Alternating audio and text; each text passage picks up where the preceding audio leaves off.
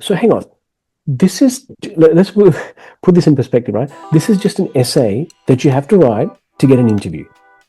That's all it is, right? This is not, some people think this is my moment to write, my deepest feelings about myself and everything like that. It is not, right? That moment will come probably on your retirement day, right?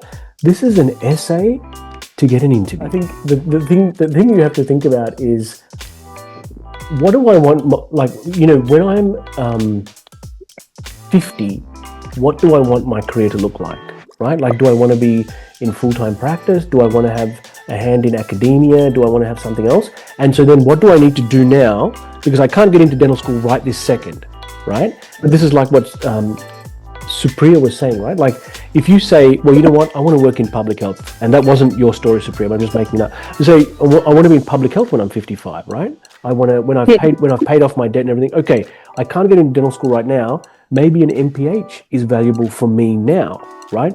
Because that is something that will help me in my future goals, right? So you have to think about what are you passionate about, what makes you joyful, and what you want to do when you're 55. I say that because kids are grown up, debts are paid off, and you're doing just what you want to be doing. Okay, now this is interesting. In fact, this is troubling, right?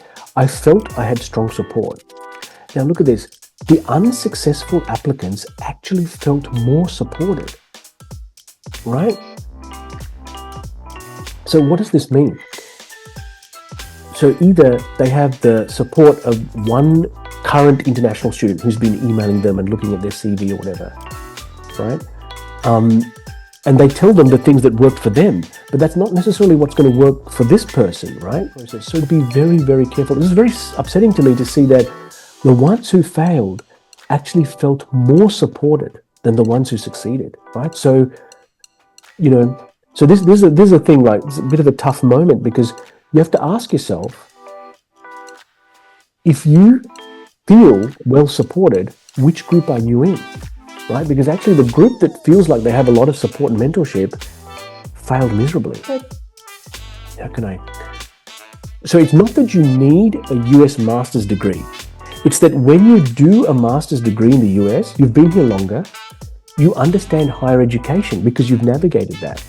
It helps with your application to dental school. For example, they want to meet the real person, and they don't want to find that there's inauthenticity, right? They don't want to find that the person that they meet is totally different to the personal statement. So once you get the interview, of course, you have much better chances of getting into the program if you've been honest and genuine all along.